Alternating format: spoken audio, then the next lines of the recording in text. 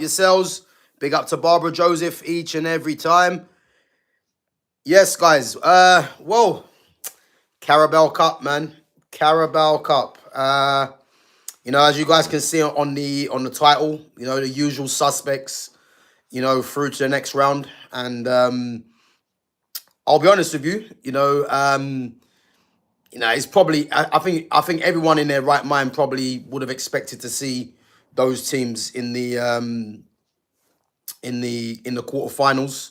Obviously the one surprise, which is Liverpool, which we'll get onto in a bit. Big up to Reluctant Gamer, big up my guy. Yeah. So as I said, man, I think if we're being honest, yeah, it's the likely teams, and obviously Arsenal winning yesterday, beating Brighton 2-0, and again Brighton, losing back-to-back games in all comps. Chelsea beating Wolves 4-3 in the end. And then Newcastle beating Tottenham at home 2-0. So Gamer will be happy with that one.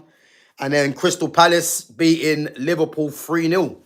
And then there's another, Man City. Man City beating Swansea 3-1 as well. So as I said, man, yeah, it's crazy because again, I didn't see the games. I see a few of the highlights, and I think Arsenal fielded a young team, I believe. I think was it the goal from Wanyeri and from Saka as well.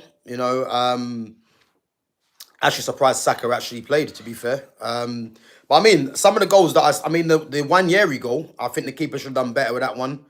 And then the Saka one was just a rebound. So yeah, listen, I think Arsenal expect to go through at home as well, and they play Crystal Palace in the next round. And for me, you know what? I think Crystal Palace could be the outsiders to win it. I think they could be the actual outsiders to win the competition. I think the way Oliver Glasner has them set up, I'm looking at the fact that they've got players in their team that are dangerous. You think of the game yesterday against Liverpool. Again, I didn't see the game, but Ismail Assar is very underrated. He's someone that, along with Mateta, in terms of being an attacking threat for Crystal Palace, he's a massive, massive problem for other teams, man. And I believe his record against Liverpool as well is actually a very good record, I believe. I could be wrong, but I believe he's got a good record against Liverpool in the league. So the fact that he got two yesterday, obviously, I say we'll get on to Liverpool in a bit. But as I said, yeah, man, it's one of them things where, yeah, I definitely think Palace are going to be an outsider for this competition. I'm going to say, because Palace are away to Arsenal, which, again, they just finished playing Arsenal, got beat 1-0 off of a set piece. So I'm looking at that game. Do I believe are Arsenal gonna change their team? Because you're thinking of them in the Carabao Cup. They're going to be focused on the league, obviously Champions League as well. So do they play a changed side against Palace in the Carabao Cup in the quarterfinals? That's going to be interesting because I think if they play a changed side and Palace play, because again, Palace are one of them teams where they can afford to play a strong team in the Carabao Cup quarterfinal because they're not going to get relegated. Them getting Champions League is very unlikely.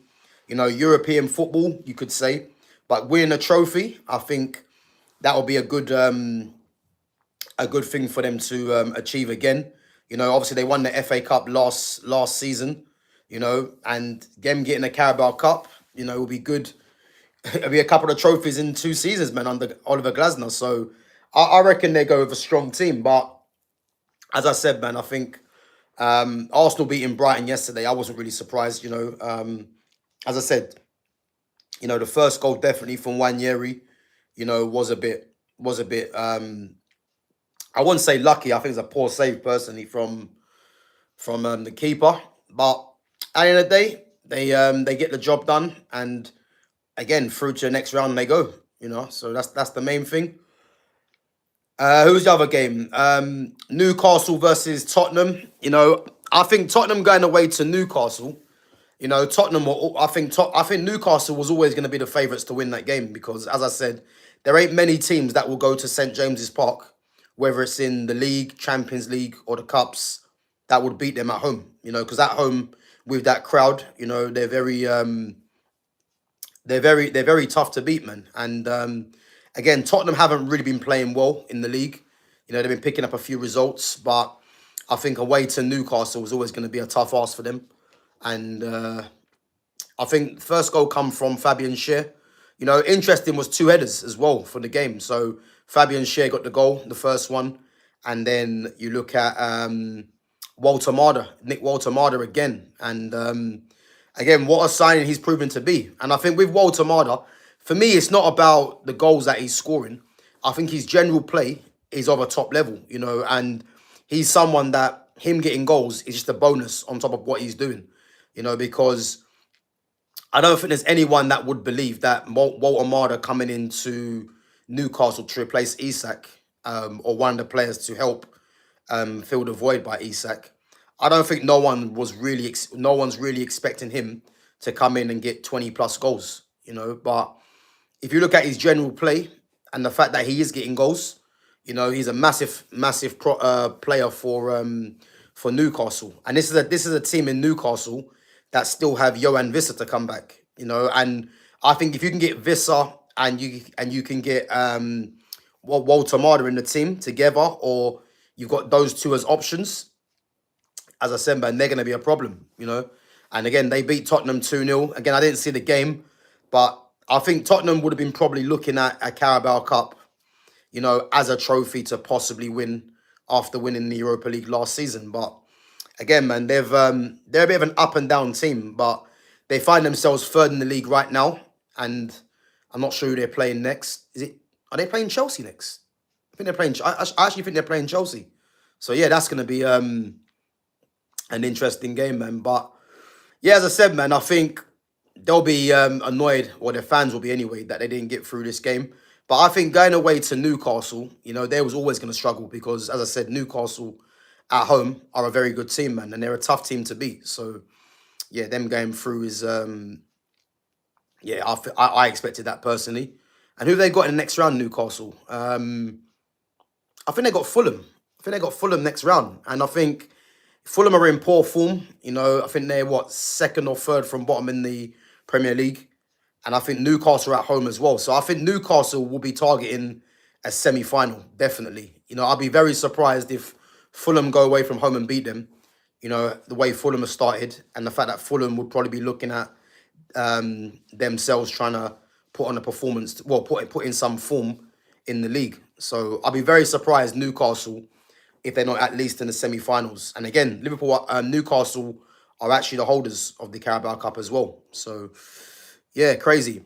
Big up to United fan. Big up. Yeah, I'm all good, man. Hope you're well too.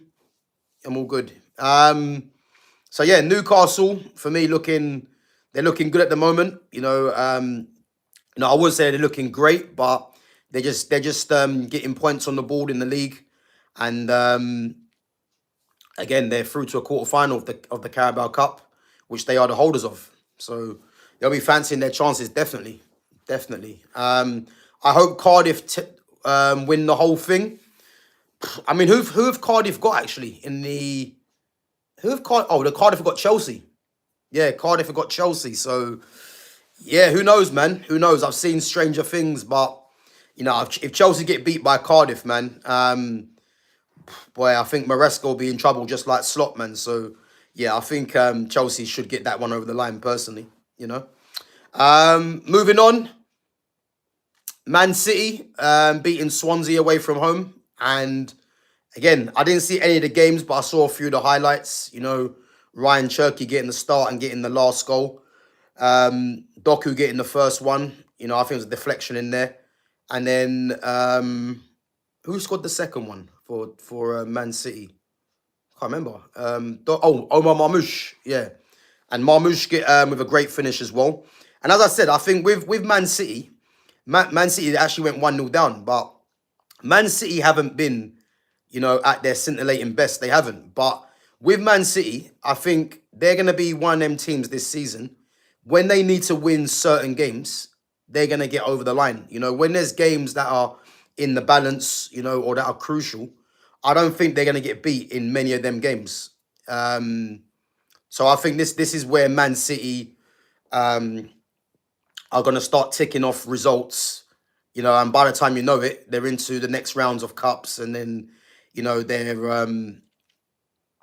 amongst the well, they're in the well, they'll be obviously chasing down that Premier League as well. So I think they're going to be one of them teams, but they've got a lot of quality in their team. You know, obviously their team was changed. I think the front three they played was I think Doku played in the left, Marmoush was up top, and I know Cherky started, but I don't know if Cherky played in the 10 with Oscar Bob on the right, or did Cherky play on the right? I can't remember. But as I said, man, they've got sorry, just reading the chat, guys. Murat Sekaya says, we got Osherman, best striker in the world now. Nah, I wouldn't go that far, man. I think Osherman, as we know, does get goals, but if we're looking at the best striker in the world right now, you know, you can't look past the likes of Harry Kane, Erling Haaland, you know, and you can probably say Mbappe, even though Mbappe, for me, I still see him as a left winger. But yeah, Osherman scoring goals, but he's definitely not the best striker in the world, man. Definitely not. So I think we need to calm down with that one, Murat. But big up for coming on. Big up to Broderick as well. Big up, my guy, for coming through. So yeah, Man City putting away Swansea, Championship Swansea. And again, they went 1-0 down, but I think we're honest, man.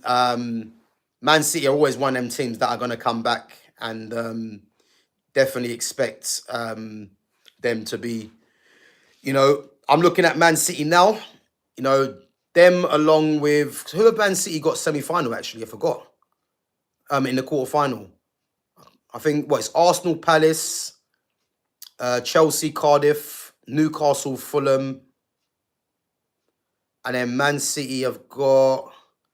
Guys, anyone know who Man City have got in the quarter-final? I forgot. Who have Man City got in the... I can't actually remember. Who Man City got? But anyway, I'd expect Man City to get into the semi-final, definitely. Oh, Man City got Brentford. Okay, so that'll be a tough tie for Man City. I think they beat Brentford this season 1-0, Erling Haaland. So yeah, as I said, man, I think, you know, Brentford have been good this season, to be fair, but I think City will get that over the line. And then, as I said, I think them and Newcastle, definitely expect them teams to be in the semi-final. And then you'd have to believe Chelsea beat Cardiff. But the Arsenal Palace one, you know, I'm making Palace the outside favourites, man, to win the whole thing.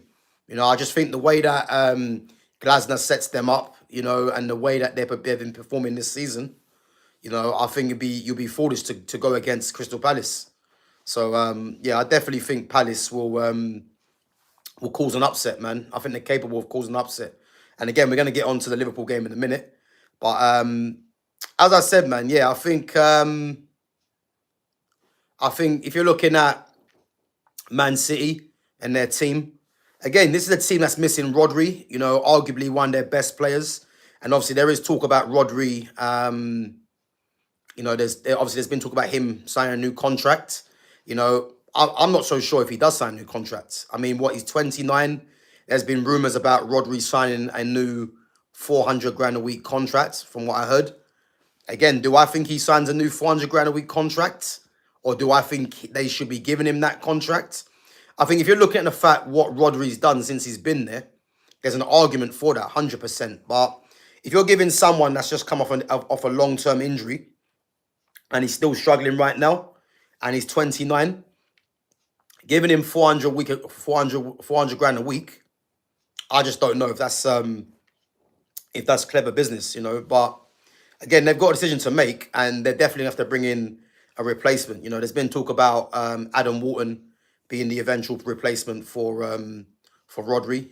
Who knows? You know, they got Nico Gonzalez there, who isn't the replacement, but he's someone that, you know, does play a similar role to what Rodri's doing. And as a United fan says, Gav, City without Rodri is just a mid-team. He carries them. You know what it is? I wouldn't say he carries them. Yeah, what it is with Rodri, why Rodri is crucial, is because they haven't got a like-for-like replacement on someone that can play in the same role or offer. Oh, you're joking. No way. Sorry, guys. I just see some news on Pedri. Pedri just suffered a torn hamstring. So they reckon he's going to be out for a significant amount of time. Do you know what? That is going to kill Barcelona. To think that Pedri got sent off against Real Madrid, which was a foolish challenge, really, and now he suffered a hamstring, a torn hamstring.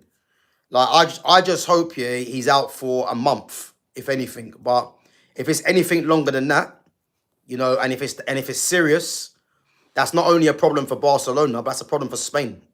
So this is what I'm trying to say, man. When you get players like that getting injuries, man, it's frustrating. It's so frustrating, man, because he's one of the best players in the world.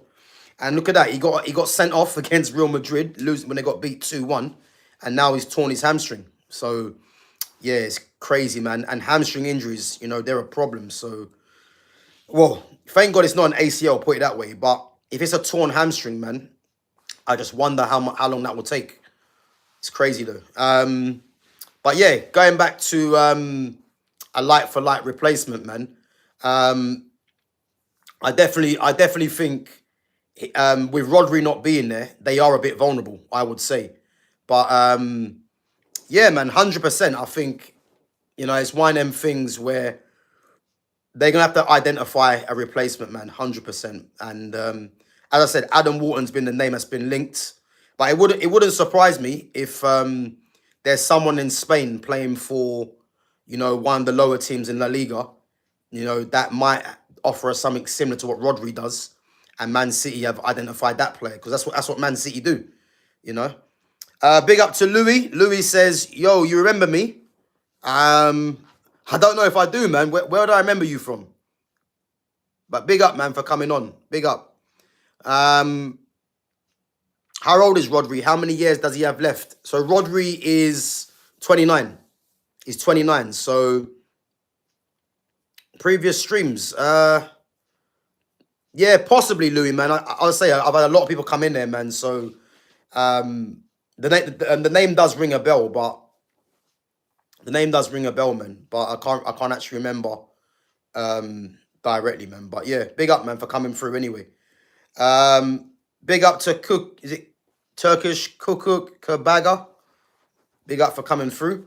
So yeah, as I said, man, Rodri's 29, and I think the problem is the injuries, man. And if he can get over the injuries, which, you know, as you get older, does get a lot harder, then, you know, he'll definitely be an asset to Man City. Because for me, he is still one of their key players. But, and, you know, I do hear the argument about when he's not there. When he's not there, then, you know what I mean, it's one of them things where Man City do look vulnerable. But that's why Man City have to go out, whether it's January or in the summer, and get someone that can do a same role. So that when Rodri, if he does stay, if he's out injured, you've got a transition of a player that can just go into that role and do the same job. But there's no doubt in that, because I look at their midfield now, you know, you've got Reinders, who Pep, for some reason, is deciding to play in the 6 at times. You know, Nico Gonzalez, who doesn't play regularly. Kovacic, I think, is out injured. You know, and that is their midfield options. And it's not great, really, let's be honest. So, you know, they definitely need to go and buy another midfielder in January or the summer. And I think that's what he's probably looking at as well, Pep. So, you know, Bernardo Silva plays in there at times. You know, they have got players that can play in there, but it's one of them things, man. They need to go and buy definitely someone that can cover for Rodri, you know, or if they can keep him, you know, I don't believe paying him that amount of money of 400 grand a week is good, but is what it is, man. Can't believe Rodri won a Ballon d'Or. How many years do you think is left in him? I mean, I can believe it, because he's a top player, Rodri. You know, when there was talk of Rodri or Vinicius Jr. winning the Ballon d'Or, you know, it was one of them things where even myself, you know, I said Vinicius Jr. is going to win it because of the Champions League. And obviously, he in terms of an attacker, he was one of the best attackers in Europe. No one can deny that, yeah? But the fact they gave it to Rodri, for me, it showed that football is still alive, because Rodri's a great player, and a lot of it had to do with the fact that Spain won the I think Spain won the Euros at the time, or Man City won. I can't remember what it was. I think either City won the title or Rodri won the Euros, something like that. But yeah, for me, when they gave it to Rodri, like I was satisfied, put it that way, because Rodri's a top player. And some people think Vinicius was robbed. I don't think he was robbed. I think the thing is with me, the Ballon d'Or should always be given to the best player. And Vinicius Junior, there was no doubt in that he was one of the best players in Europe at Real Madrid in that season where he was competing for it. But the fact they gave it to Rodri, like for me, I was happy, because it's one of them things where they're giving it to a pure football player. Whereas if you look at the names that were being mentioned before Rodri and Vinicius Junior, ever since the Messi and Ronaldo thing was done, a lot of the players that they were mentioning were more athletes, more than pure footballers. So the fact that Rodri was given it, I was happy, to be fair, because he's a top player, man. But I think, as I mentioned before, with Vinicius Junior, the fact that Mbappe's at Real Madrid now, Vinicius Junior has gone into his shell. And I did call this. I did say that the problem Vinicius is going to have, because if anyone remembers the game where Benzema was saying to his teammates that Vinicius is playing against them, and they was more or less indicating not to pass the ball to Vinicius Junior. Vinicius Junior actually overcame all that and provided the platform with Benzema and Rodrigo, to spearhead Real Madrid to win Champions Leagues. So he obviously overcame that and became one of the key players, if not the key player.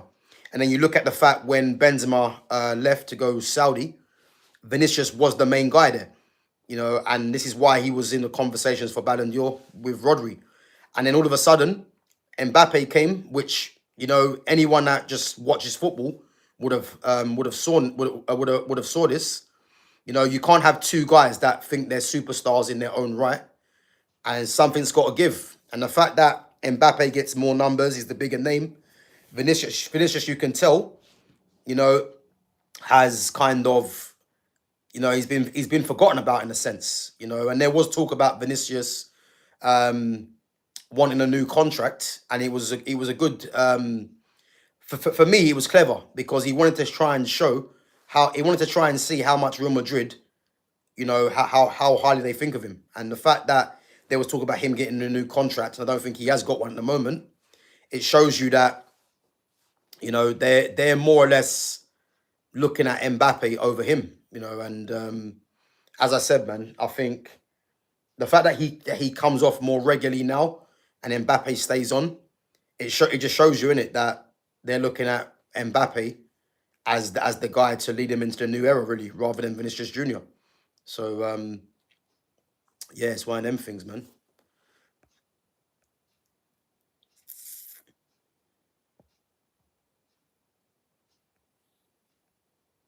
Yeah, but yeah, going back onto the Carabao Cup. Yeah, let's talk about Liverpool, man. Liverpool getting beat 3-0 by Crystal Palace. And you know what it is for me, yeah? What I would say, because I know Liverpool changed their whole team. And again, they've changed their whole team because they've got a tough game against Aston Villa coming up in the Premier League. And the fact that they've lost 4 games on the bounce in the Premier League, Aston Villa have been in very good form as well. I'm not even sure if the game's home or away, but the fact that he changed his team, I think it's more of a case he's changed his team because he's looking at obviously the Aston Villa game as the game where he can't afford to lose, really. I think Arne Slot just can't afford to lose 5 games, yeah? And then they've gone and got beat by Palace 3-0, and I think what he should have really done, and again, I can understand why he's changed his team, but what I would say is that he possibly he possibly should have at least started about three or four of his key players, because when you're under pressure the way that he is, and they've lost all those games in the league, confidence and continuity, you would say, in certain players that have been there would have been the better bet. But the fact that he changed more or less his whole team, I think the only players that are first team players at Liverpool that started the game, I believe, was I think was Andy Robertson, and Alexis McAllister. I think they were the only two I can remember from what I see.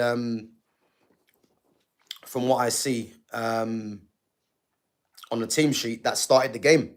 So I think Slot was in a difficult position because again, they're playing Aston Villa, and that has to be a must win for Liverpool. Well, it's got to be a must win or a not lose. I mean, if they go and lose that game, I don't know if they give Slot more time, which sounds crazy, but I just don't know if the fans, because there's some fans that want him out. But if he goes and loses to Aston Villa, 5 games lost in the row in the league, after getting beat by Palace 3-0 as well. So as I said, man, I just don't know. I just don't know because it's difficult, man. But as I mentioned, man, 3-0, and obviously them getting someone sent off as well. But I think Palace, for me, when I see the lineup, I always knew Palace were winning that game because the lineup was full of a lot of players, that are obviously players that play in their reserves. It was good to see Rio get another game. Chiesa started as well. But I think Palace are one of them teams where, for me, you can't afford to play a second string team. So I think he kind of, I'm going to go as far and say I think Slot kind of gave that game up because of the team he put out, and obviously his whole focus will be on Liverpool getting a result against Aston Villa. But there's no denying, man, that Arne Slot is under massive pressure. So again, man, if you're a Liverpool fan, let me know. Do you keep Arne Slot, or do you think it's time that he gets sacked, or he's near the end of getting sacked? Because I think the way we're looking at Liverpool right now, is yeah, man, it's crazy. It's actually crazy, man, to think that they're a team now that they can't even buy a win. You know what I mean? I think the Eintracht Frankfurt game, I think a lot of fans would have been looking at that thinking, maybe it was a blip. Maybe they've turned the corner. But I think you're seeing right now, man, that they're in huge problems. And I'm going to keep saying this as well. They need to change to a three at the back. I've been saying this since the start of the summer. The players that were brought in, why he's not changed to a three at the back, I just don't understand. I don't understand why Slot hasn't changed to a three at the back, because I just think him changing to a three at the back, you're going to get better performances and a more confident team. The fact that he's not even tried to tweak anything, is surprising, because, they're just getting beat left, right and centre. And the problem it's having now is you'll be getting teams now that will just be coming to Anfield, not even caring about Liverpool, and just taking the game to them. And this is the problem, because if you're playing against Liverpool now, really and truly, what have you got to fear? Because their defense looks shaky. The midfield, Gravenberch is out injured. The midfield hasn't been great. Alexis McAllister is struggling as well. Endo, if he comes in, he might add a bit more defensive security, but he's not Gravenberch. And the fact that they never signed a number 6 in the summer is a problem. Mo Salah has been poor. I know his goal the other day was a great goal, great touch and a good finish, but he's been poor. I think their best attacker their best attacker has been Ekatike. and I think closely followed by Cody Gakpo. But Cody Gakpo is a bit hit and miss. Ekatike is a good player, but he's now battling with Isak for a start. So, listen, they've got massive problems, man. Massive problems. Big up to Sham. Yes, it's a mess. I've said it many times. Yeah, man, it's a huge mess. It's a huge mess. But, Sham, let me know what you would do differently. Obviously, seeing that you're a Liverpool fan, let me know what you do differently with this team. Because there's a few things that I would do differently, man. But let me hear from yourself, man. What would you do differently? Slot needs to stay. He won them the league. Yeah, listen, man, and that's give him credit in the bank. But the problem is when you're at a big club like Liverpool, losing 4 games on the bounce in the league is unacceptable. So, it's all well and good saying he won them the league, but as soon as he's starting to put his own stamp on the team, you know what I mean? You're clearly seeing that these players are not responding. So crazy. Guys, I'm gonna put a poll in the I'm gonna put a poll in now. Just spare me 1 minute to put a poll in. Let's see where what you guys are thinking.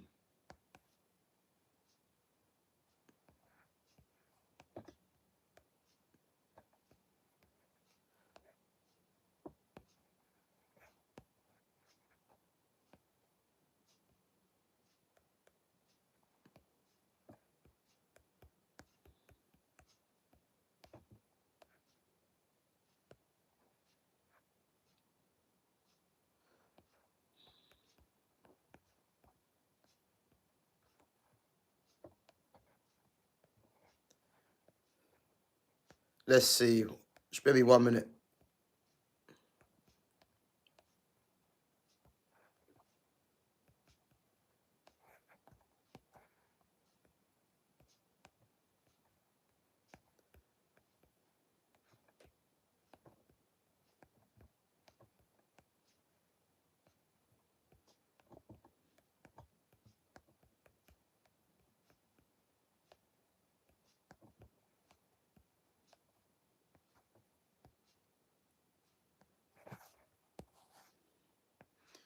So guys, yeah, make sure you're voting. So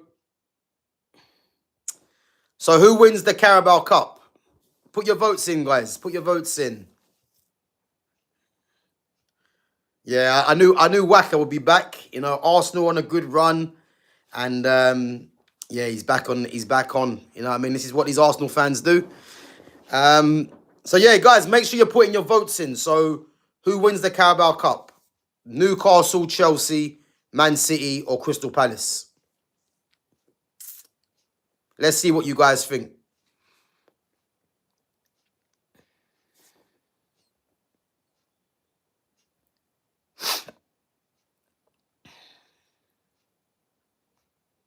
Guys, anyone? Where's Arsenal, bro? Palace are there, man. I think Palace beat Arsenal. So I think Palace will beat Arsenal. Do you want to know why? But yeah, I definitely think Palace beat. I think Palace beat Arsenal, man. Definitely, I think Palace beat Arsenal. And again, you guys don't win trophies like that, so yeah, so it's no point in putting you guys in there, man. No, you guys don't win trophies, man. So yeah, let's let's not be silly now, man. You guys are just you're competitors. You're not winners. So that's why they're not in there. But yeah, guys, let me know what you think about Arne Slot. Do you think Arne Slot will last the season?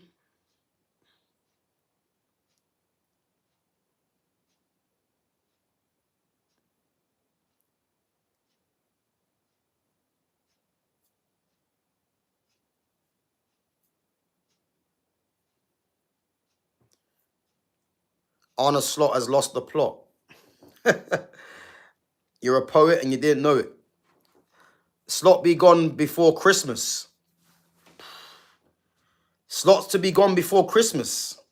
Bloody hell, who would have thought that, man?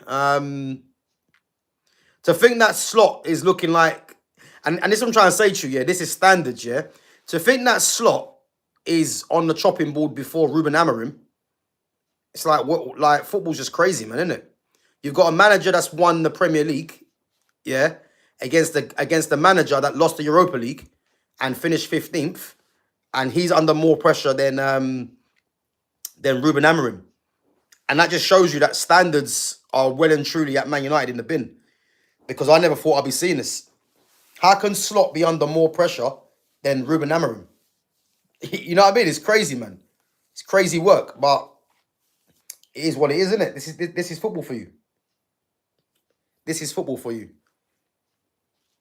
It's madness, but yeah, man. This is unfortunately the era we're in of football. Guys, come on, there's only one vote, man. Who wins the Carabao Cup? If you're in the chat, man, make sure you're voting on the poll. These polls, I don't just put them up for no reason, man. Make sure you're voting.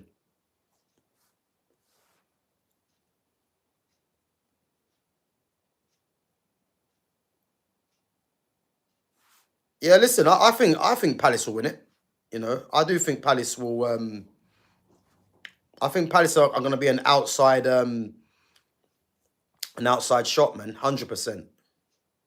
Arsenal quadruple. Yeah, I mean, when you hear things like that, yeah, Arsenal quadruple. I mean, they can't even win a trophy, but yet people think quadruple. I'm glad you said you're kidding, MB, because I was getting kind of worried there for a second, man. I was getting kind of worried. So he inherited Klopp's squad, hence why they were so strong last season. This year, Slot changed personnel, and it's not working for him or Liverpool. I agree. I agree. If you look at when he first came in at Liverpool, he didn't change too much, and it's one of them things where the players were used to the previous style of play under Jurgen Klopp. And then, but again, as any manager, you're gonna try and put your own stamp on your team. The problem for Arne Slot for me is that the players that he brought in, he should have identified first and foremost the type of players you're bringing in, and what's the best way of getting them comfortable in a system, you know. And as I said, when you're bringing in Jeremy Frimpong and you're bringing in Florian Wirtz, all you have to look at is where did they play for their previous clubs. They played for under Xabi Alonso at Bayer Leverkusen in a 3-4-2-1 or a 3-4-3. So the fact that, you know, he's not even tried that to see if they perform better, you know, in that style is confusing. You know, Kirkes could easily play as a left wing back as well. Ekatike, as we know, is a striker. Bringing in Isak didn't make sense really when you think about it, because it's different if Ekatike, you know, wasn't really scoring goals. You could think, okay, I'll bring in Isak to help with the competition. But to bring in Isak when Ekatike was doing well, and now, you know, he's liable to be dropped for Isak because of the money that was spent on Isak is poor management, really. You know, who else come through the door? Yeah, Wirtz we spoke about already. You know, Wirtz obviously is a 10, but, you know, in a three at the back system, you know, he's probably more adept to playing from the left, where he's got a wing back and he can afford to come inside and have more of a free role. And as I mentioned before, Mo Salah, you know, Mo Salah's not a 10, he's a winger or wide forward. But the fact that he's lost his legs, it would have been a good bet to try and put Mo Salah closer to goal and utilize, you know, his numbers. So, you know, which would have meant them going out and getting another defender. I know that Leone is injured, but, you know, the fact that he's not even tried the three at the back doesn't make sense, man.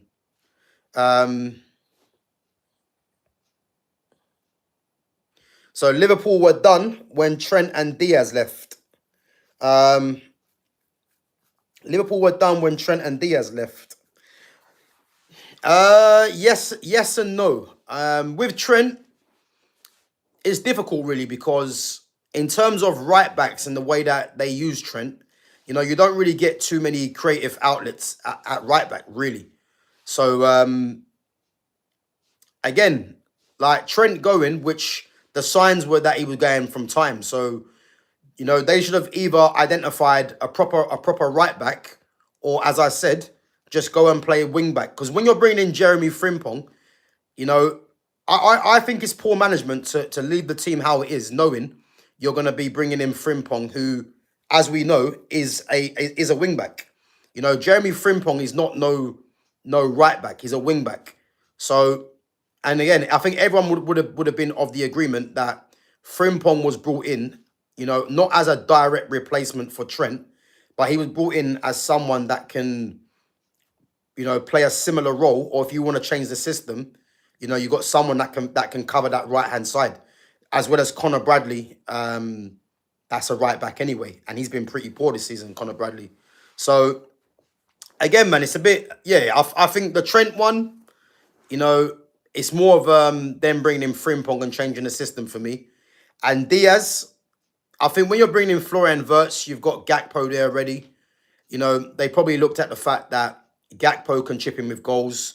You know, Wirtz at Bayer Leverkusen got goals and assists. So they're probably thinking they could afford to lose Diaz and have Gakpo and what's his name? And Florian Wirtz.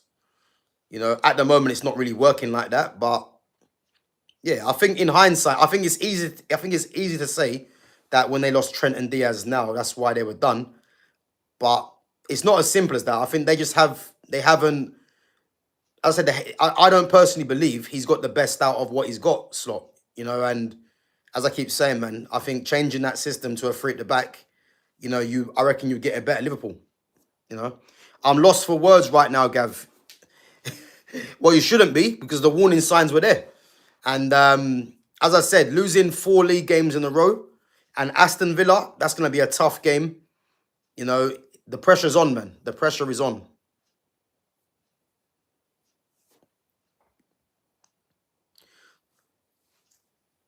So you are URKG, right? Is this your other account? I've never heard of URKG, man. I don't know what you're talking about, Pranav. But nah, man, wrong person. Gav goes in, man. That's the channel. Once the morale in the team goes due to defeats and the fans aren't behind them, it's going to be a tough season. His lineup selection was poor yesterday against Palace. I agree, Alex. I agree. Because there's no way for me he should have played, you know, all those inexperienced players against Palace. Like, I know they're at home, but you're playing Palace. You know, Palace are they're no mugs, really. You know, if they were playing against, let's say, I don't know, a newly promoted team or bottom of the table team in the Premier League, I would have understood it a lot more. But the fact that you're going to play Palace under a top manager and they've got some dangerous players and he just wants to play the youngsters, really, you know, I think that was poor management, really, because his eggs were all in one basket against Aston Villa. But really and truly, you've probably just lowered the morale of the squad even more. Because I think, as I said, there was only possibly three first-team players that played, I believe. Maybe 4. I think Joe Gomez, Andy Robertson, Milos Kerkez, and Alexis McAllister, I believe, I think are the only ones that are regular first-team squad or first-team players that played. So in a way, that could be looked at as neglect, because it was poor, man, to just throw them guys out against a Palace team. As I said, Palace are no walkovers. They're a good team. You know, and Palace played a strong team as well. You know, that there was no Walton, no Mateta. I don't think Tyreek Mitchell played. I don't think Dean Henderson didn't play. So yeah, a lot of their key players didn't play, but Guehi still played. You know, their captain. I think Maxence Lacroix, I think, played as well. Ismail Assar played. So they still have players in there that are first team players. You know, and I think Slot just focused all of his energy onto the Villa game, man. He should have at least played, you know, I know Van Dijk does play a lot, but if Palace are playing Guehi, you know, play Van Dijk. Give Van Dijk 45 minutes so he can look after the youngsters in a sense, you know. Play, what's his name? Ekatike. Like, why didn't Ekatike play? You know what I mean? Give him some game time. And then again, if the game's in the balance or you win the game, that's when you make changes. But to just play all them youngsters from the start, I think he just threw that game away. So that's put him under more pressure as well. Dominic FR says, your reaction to the second Bundesliga season. Who's the most overrated team for you and who's the most underrated team for you? Dominic, big up, man. I'll be honest, I haven't really watched the Bundesliga this season. So I haven't really been watching it, man. All I know is that Harry Kane and Bayern Munich are doing a mazza. So as I said, man, I think those are the teams really that need to be... I think those are the things really that I can take from it, you know. There are a few players in that league that I do think are good as well. But I'll be honest with you, I haven't really been watching Bundesliga this season. So, yeah, man, that's what I have to say. Big up to Mike. Big up.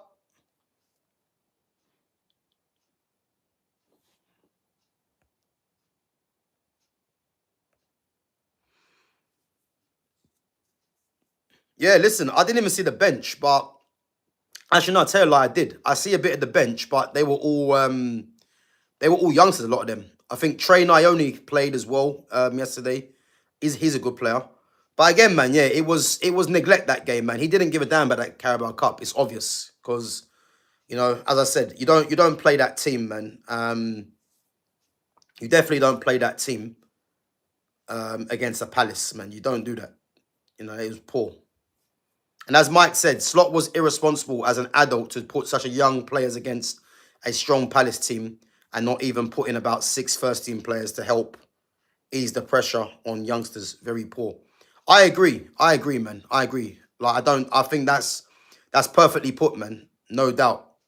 No doubt, man. He neglected that team there, man. And I think what he's done now, he's put pressure, even more pressure on himself. Because if that team there would have got beat 1-0, you know, you'd have thought, you know what, another loss, but fair enough, the youngsters were out. The fact they got beat 3-0 and he played his part, Slot, in putting that team out, it now puts all the pressure on the Aston Villa game. And as I said, that Aston Villa game, you know, if he doesn't win that, does he even make Christmas? Like, that's the funny thing. So he's put the pressure on himself, man. Big up to Daniela with a super sticker. Big up. Big up. Isak looks like an ordinary player at Liverpool. Well, I mean, he's not fully fit for one. And as I said, man, I think why they signed him, really, it doesn't really make sense when you actually look at it now because, yeah, where's he going to play, man? Like, I mean, is he going to play him and Ekatike? You know, is one of them going to be on the bench? You know, is he going to play a front three of Ekatike, Isak and Salah? Like, these are the questions that he has to answer, man, because he's got players on high wages, like Mo Salah, that has to justify in him playing, even though he's been poor. Isak costs 130. Ekatike has been the best performing striker at Liverpool. And he costs 80 million himself. So, yeah, man, it's crazy. It is crazy. But that's something that he's got to figure out, for sure. Gav, thoughts on Walter Marder? Yeah, top player, man. I spoke about him earlier already.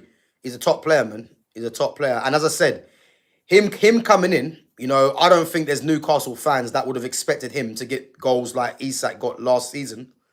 But the fact that he's got an all-round game and he is chipping in with goals as well, it's a bonus, you know. And they've got Johan Visser to come back.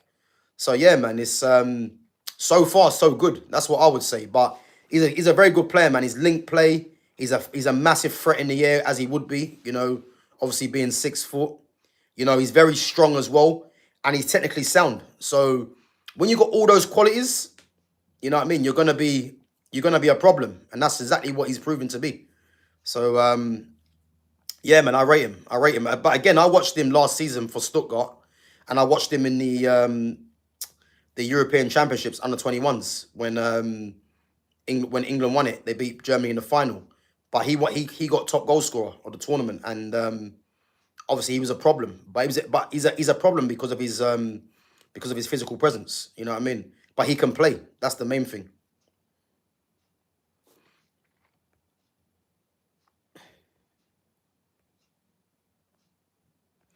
So Waka says, who would you get if Slot got fired? Well, again, I'll let the Liverpool fans answer that because obviously there was talk about Steven Gerrard. I mean, that would be laughable, personally. You know, there's no way Gerrard should be coming back to Liverpool as manager. But yeah, man. Who knows, man? I'll let Liverpool fans answer that one. Walter Marder, also underrated player. He is. He is very underrated. He is, but he's not underrated for people that love their football or know football. Like on this channel here, players like that don't get underrated because you can just see, you know, as I said, I don't really care about goals so much, you know. I look at first and foremost, you know, a player's technical attributes. Because if you've got technical ability, you're going to go far in the game. And then all these other things will come into place. You know, I look at Walter Marder. The fact that Walter Marder's getting goals, it's a bonus. But first and foremost, he's a very good player. So that's the main thing. Yeah, and as Mike said, 6'6", silky. Yeah, technically gifted, man. 100%, he is. Just like Sesko. Again, Sesko hasn't surprised me because I have seen a bit of Sesko. But what I would say is that in terms of what I've seen of Sesko, I actually didn't realize he had that much more about him in comparison to what I saw. You know, and as I said, man, he has surprised me, and I'm more looking at it with Sesko that he's a massive upgrade on Rasmus Højlund. That's the thing. I still believe Joshua Zirkzee should be the main guy for United as a striker, being given that chance. But I'm happy with what Sesko's provided so far. But for me, yeah, players like that, man, you can just see they've got something instantly. And his general play, man, Walter Marder and even Sesko has been very good. So Thomas Frank doing a really good job at Tottenham. Well, I mean, they're third in the league at the moment. I mean, they haven't been great, but you got to think, Tottenham have got a lot of players out injured. You know, they got their captain, Christian Romero, out injured. They've got Destiny Udogie out injured. You know, those two there are two starting defenders. Madison's a starter. He's out injured. Kulusevski's a starter. He's out injured. Solanke, you could argue, is a starter as well. He's out injured. You know what I mean? Basuma, arguably a starter. He's out injured.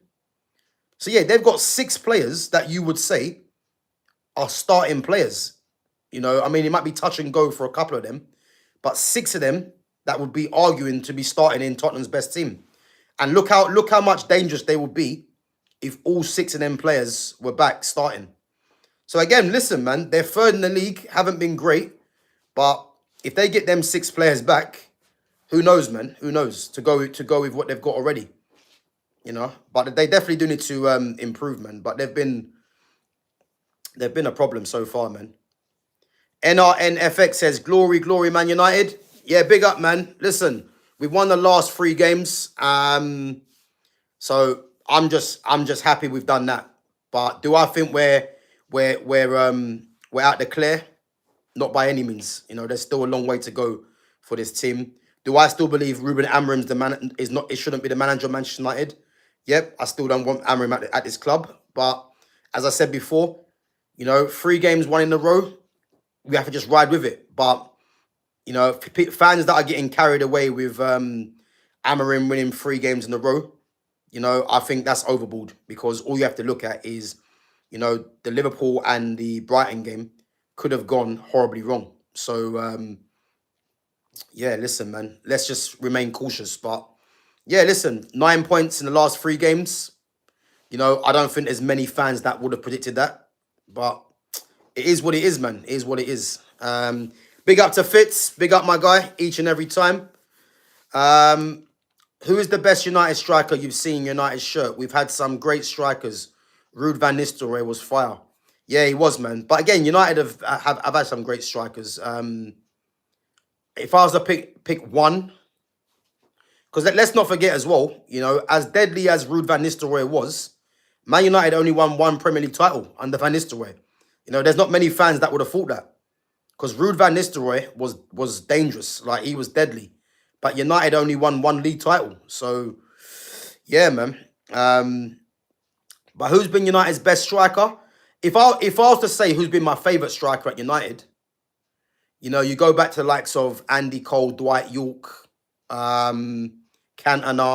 I mean, Cantona wasn't a striker number 9. You know, you get different profiles of strikers.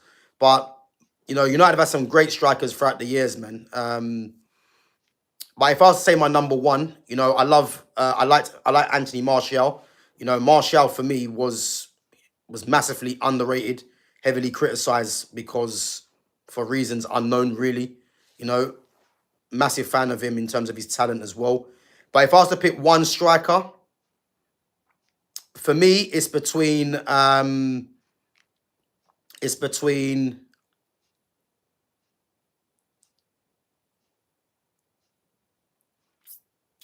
who's it between?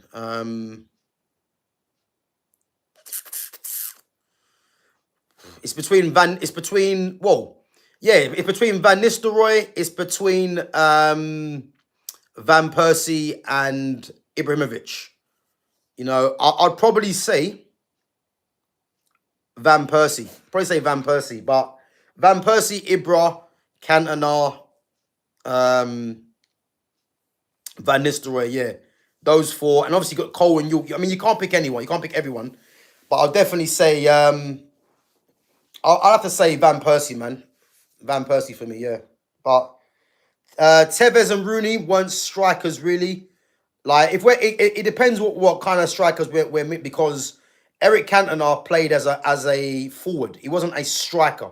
The number 9 strikers I'm looking at the Van Nistelrooys, Louis Saha, you can mention as well. Andy Cole, Ibrahimovic. You know what I mean? Like, so if I'm looking at just the front, a forward player, a central forward player, I'll probably have to say, Van Persie, man. Big up to Barbara Joseph each and every time with the 5 memberships. Big up to Barbara. Much appreciated, Barbara. Appreciate that. So yeah, man. Guys, make sure you show your love to Barbara, man, for the memberships. Yeah, listen, Martial, listen, there's many fans that don't rate Martial, but listen, Anthony Martial was a top player, man. He was. You know, Man United as a club have ruined careers, and they ruined Martial's career. You know, we can go into this conversation all day, which I'm not going to because I've spoken about it before. But yeah, as I said, man, Martial was a top player, man. Just he was criminally undervalued and underused by this club. You know, so. But yeah, look at that collection: Tevez, Rooney, Van Persie, Cantona, Cole, York, Henrik Larsson. Henrik Larsson was a bad boy. You know, obviously Henrik Larsson was deadly at Barca and Celtic. Coming to Man United, done a job. But listen, Man United have had some top strikers throughout the year, or top forwards throughout the years, man. But as I said, I don't class Rooney as a striker. Rooney for me was more of a, you know, like a number 10 come forward. The same with Tevez. Van Persie, bit of a hybrid, I would say. Cantona was more of a Rooney type. Andy Cole was a 9. York was more of a Rooney type. And Henrik Larsson, for me, was more of a Rooney type. So, yeah, whereas Van Nistelrooy, Ibra, you know, them guys were probably more number 9s in that sense. So, yeah, it's one of them things, really. Treble winning squad in 99 was good. Squad that won Champions League against Chelsea was fire. Yeah, listen, man.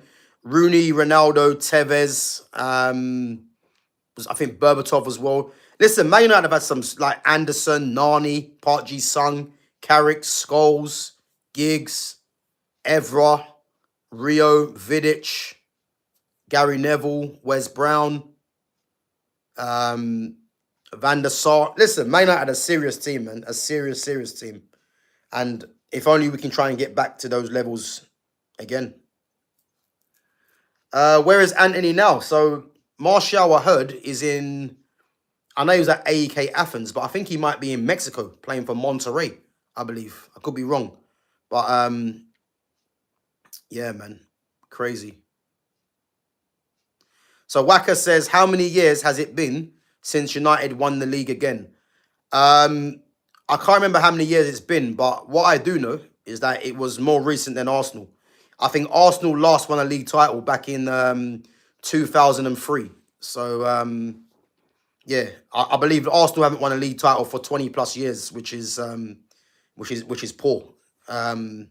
The only trophy they've won was under Unai Emery. Really, you would say, because I'm not classing the FA Cup win as Arteta, because that was Emery's team.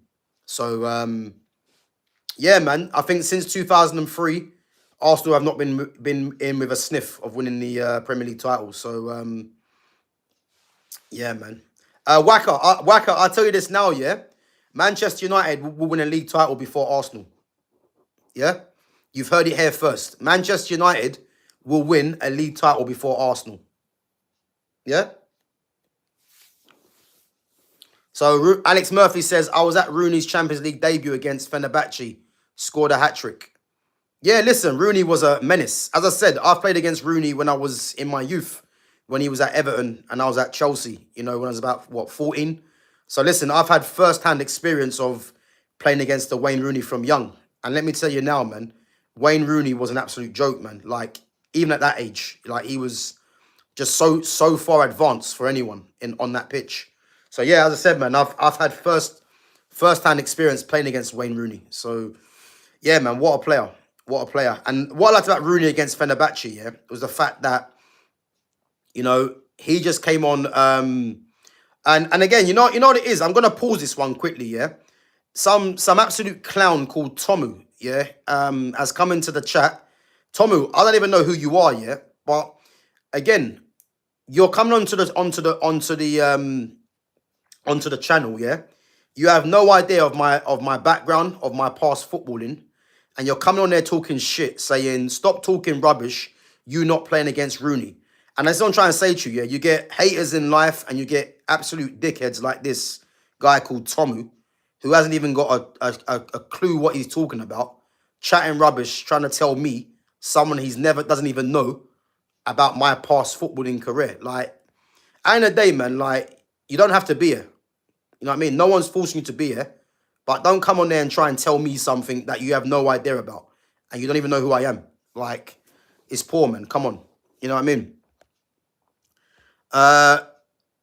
So United is going in the same direction then, LOL. So we need that United-Arsenal rivalry again. I'll be honest with you. Yeah, the Man United-Arsenal rivalry, I mean, if I'm honest with you, yeah, I think... Can I see that ever happening again? I can't really, because I think there's too much money in football for these other clubs to be up there. So I can't really ever see a rivalry of Man United and Arsenal taking place. But the days of Henry, when Henry was at Arsenal, like, he was devastating. He was. But he was absolutely devastating. And as I said, man, it's one of them things where there was conversation about who was better, Henry or Van Nistelrooy, because both of them are going head-to-head for the Golden Boot. And even as a Man United fan, Van Nistelrooy was nowhere near Henry. Henry was devastating. But yeah, that rivalry back then was good, man, But yeah, I can't see it ever happening. I think there's too many teams involved in the league title now for that to ever happen. Man City will always be there, and then you've got the likes of Liverpool for the money they've spent as well. And these other teams. So, yeah, Keane versus Vieira was epic. 100% it was. Yeah, listen, man, it was... those were the times, man. But, it's obviously that era now is finished. But all I would say is I'm confident Manchester United will win a league title before Arsenal. I'm confident of that. So, yeah, we'll have to see, man. Yeah, listen, they were the days, man. You think of Bobby Perez as well, Freddie Ljungberg, Vieira, Edu, Gilberto Silva, Bergkamp. I mean, what a player Bergkamp was. Jose Antonio Reyes, Lauren, Ashley Cole, Sol Campbell, Kolo Toure. Yeah, listen, man, them battles there. Yeah, listen, I'll never forget them battles there, man.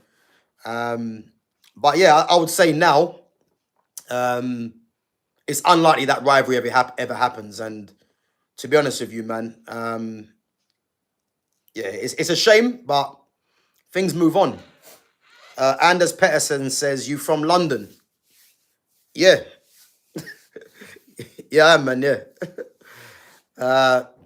Emmanuel Petit. Yeah, listen, Petit was sick, man. He was good, man.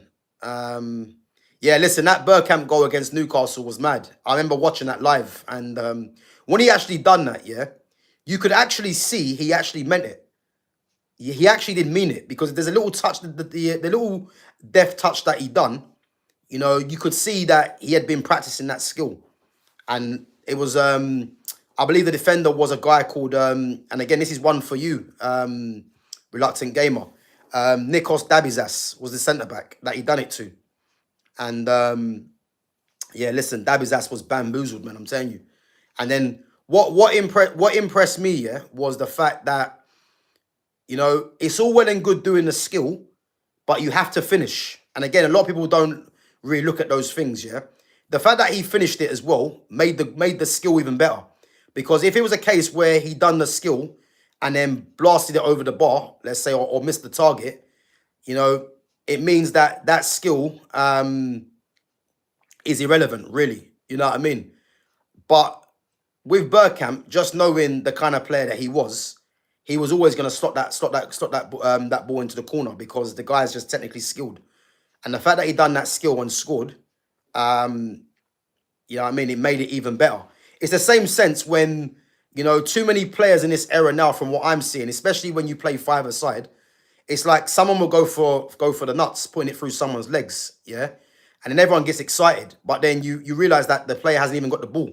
But the whole excitement of putting it through someone's legs, you need to be coming out with the ball. You need to be coming out with the ball at the other end.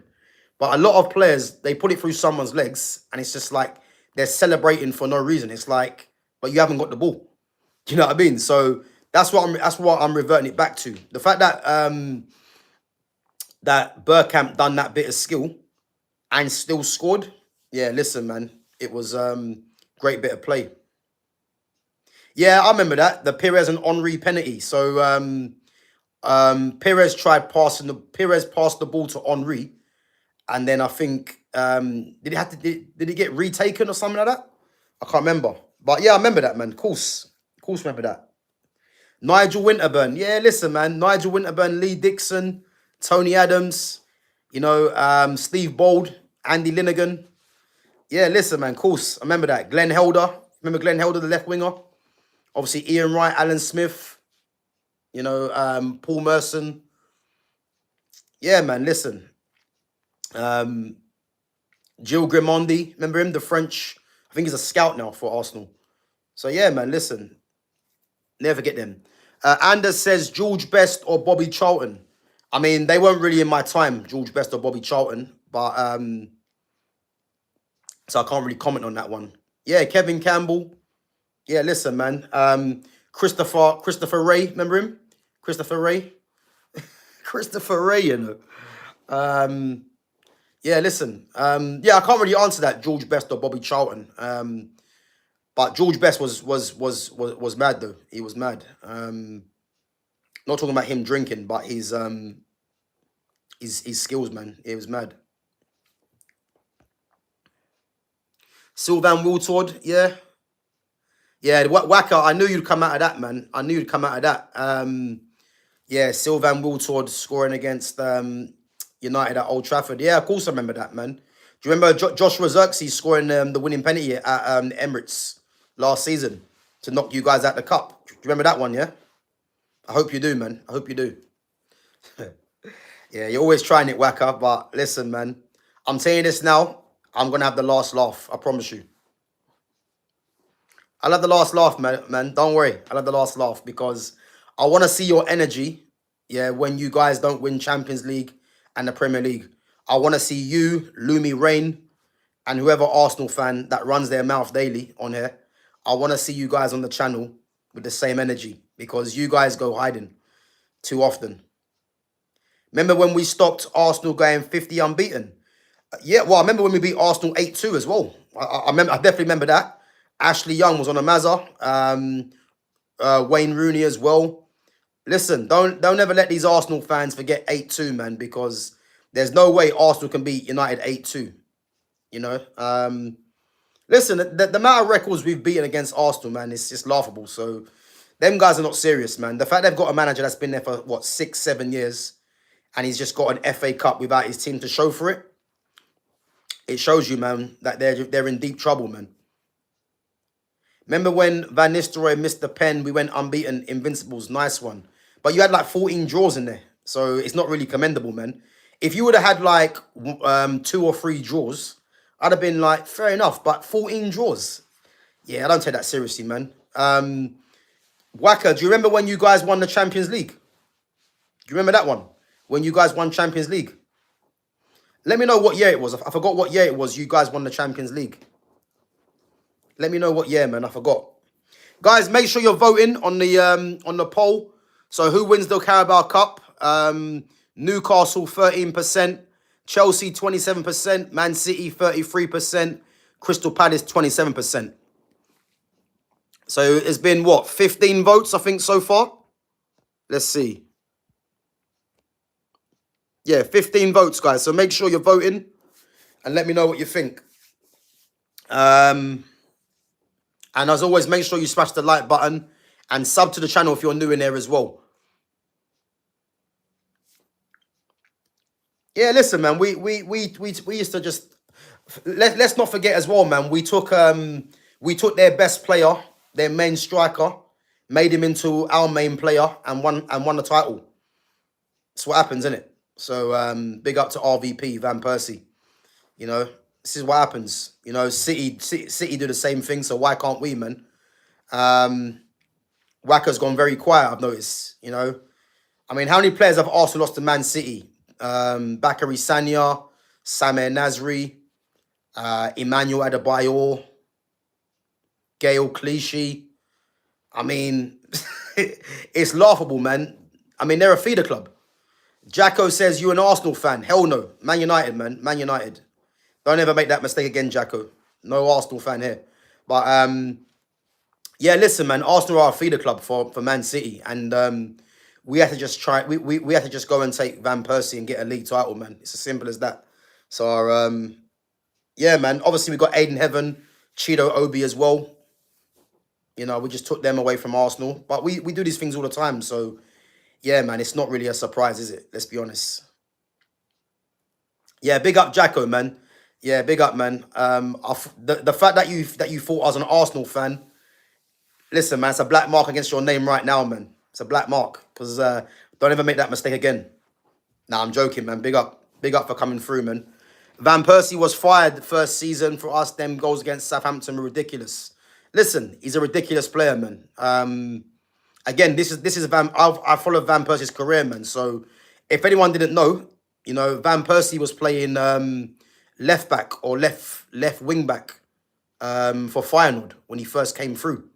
I saw it with my own eyes, you know. And then when Arsenal signed him, and this is what I liked about Wenger. Yeah, Wenger had an eye for talent because Van Persie was a player that Man United should have signed from early, just like Arjen Robben. You know, but again, we took Van Persie in his best years at Arsenal, and he won us a league title. If anyone remembers the free kick against Man City. So that's what Van Persie does, man. That's what he does. Joshua says, "Did you know Cole Palmer and Giggs are black?" Come on, man. That's poor. That's poor, Joshua. Of course they are, man. Of course. Ryan Giggs is funny enough, actually, Ryan Giggs' parents his mum and dad used to live in my nan's old house, which is mad. Yeah, of course, man. Of course I know Giggs' dad is black, man, and Cole Palmer as well, the same. Yeah, of course, man. Of course.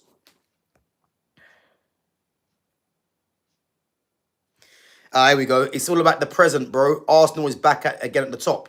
So when Arsenal lose their top spot, yeah, what are you going to say then, Waka? What are you going to say? Because, as I said, as long as you have that same energy, man, for when it all goes wrong, then I'll allow you to keep up your prop, man. All I want to see is the same energy. Yeah, come on, man. The Superman header. Of course. Of course. Of course, man.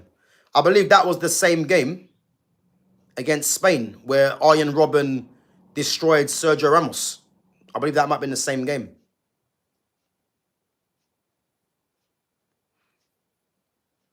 We're here to stay for a few seasons now, whether you like it or not, animator. Waka, I couldn't give a damn if you're here to stay for 5, 10 years. Like, that means nothing. Unless you win a title, man, it's just wasted breath.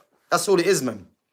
You guys can stay all you want, man. But one thing I'll tell you, 17th from open play goals is not sustainable. That's what I will tell you. So, yeah, listen, unless you guys start scoring from open play in the league, you guys ain't staying anywhere. That's the truth. So, yeah, it's crazy. But, guys, listen up. Obviously, I'm going to shoot now anyway. But big up yourselves for coming on. Big up to Barbara Joseph for gifting the 5 memberships as well. And big up to Daniela for the super sticker today as well. And, guys, big up to all the newcomers coming in. And, as always, make sure you sub to the channel. Make sure you share the channel. And make sure you smash the like button as well. And, oh, guys, when you smash the like button, it helps the channel to be seen by more people. And, obviously, make sure you share it as well on your platforms as well if you do enjoy the content. And check out all my other content as well. And check out the playlist, guys. There's some good content on them playlists. You know, there's some things there of me playing five-a-side, some goals and stuff like that. And there's one I've done recently, which is outrageous or not, short clips. So, yeah, if you guys like the content and you enjoy the chat, make sure you guys go and check that out. And what's tomorrow? Friday. Look at that. Friday tomorrow already. So, yeah, I'll be back tomorrow, same time. We're going to do the Man United versus Nottingham Forest match preview at the same time, 12:30. So, yeah, make sure you guys come back through. And, yeah, give me your take on what you think the prediction for the Man United versus Nottingham Forest game will be on Saturday. And what you think the potential lineup will be as well. So, yeah, make sure you guys come back through tomorrow at 12:30, and we'll get into that, as always. And as I said, guys, I had boxing training last night. I got my fight coming up in December. So, yeah, I've got some content that I'm looking to put for members only, you know. So, yeah, that'll be going up very soon for the members only section.